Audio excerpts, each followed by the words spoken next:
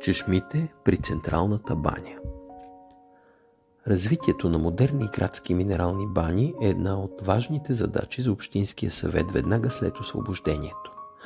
През март 1880 г. Градският съвет приема решение за изграждане на нови съоръжения по съвременните изисквания, като докладът се базира на рационален подход, подадените предписания от градския доктор и градския архитект. През 1889 г. е обявен международен архитектурен конкурс и с цел да се осигури широко участие, информацията е разпространена в престижни европейски професионални издания. Получени са 7 проекта, много от тях с участие на изтъкнати европейски специалисти, които са разгледани и оценени от жури с международно участие. Конкурсът е спечелен от прочутия виенски архитект Емил фон Фьорстер, който предлага голяма банска постройка в комбинация с модерен хотел. Крайният вариант на сградата, който е реализиран десетилетия по-късно, след множество промени и перипетии, използва множество елементи от този първи проект. Следва да се отбележи, че общинската управа съвсем рано оценява изключителното значение на минералните води като уникален ресурс и в рамките на възможностите си инвестира значителни усилия и средства за най-оптималното им оползотворяване за благото на хората в града.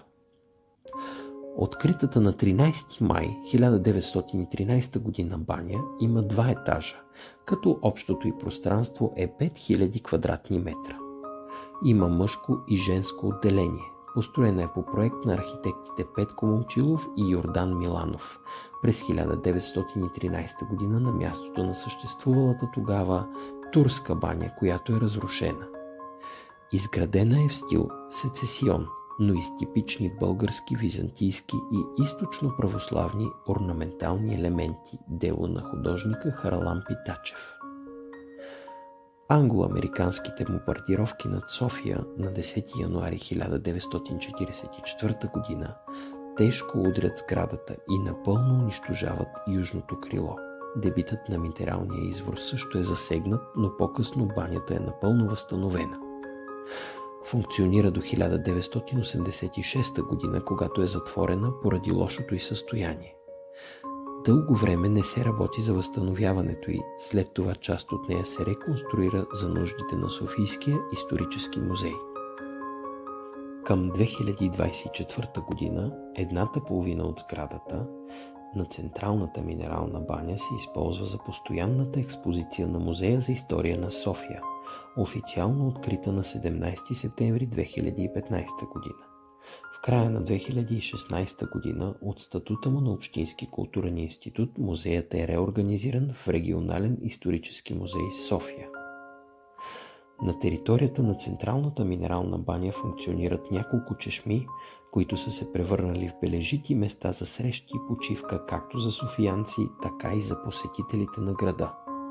Чешмата Свети Стефан се намира на площад Бански, непосредствено до джамията Баня Баши в София. Чешмата носи името на първия християнски мъченик апостол Стефан. Сведенията за него са ограничени и идват главно от новозаветната книга Деяние на светите апостоли. Предполага се, че е елинизиран евреин, който е сред първите дякони в ранната християнска общност в Йерусалим. Заради религиозните си възгледи е обвинен пред еврейския синедрион в богохулство, осъден е и е убит с камъни около 36-та година. Пред южната стена на бившата Централна баня в София е експонирана богата декорирана османска обществена чешма. Тя е притежание на Археологическия музей в София. Не е известно и нейното първоначално нахождение. През 2000-та година е предоставена за временно ползване от Рим София.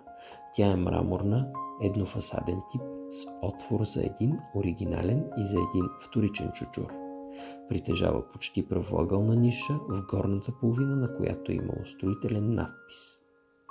Минералната вода, която извира в района на Централната баня с осигурен свободен достъп, се ползва от софиянци като лек и превенция за различни заболявания.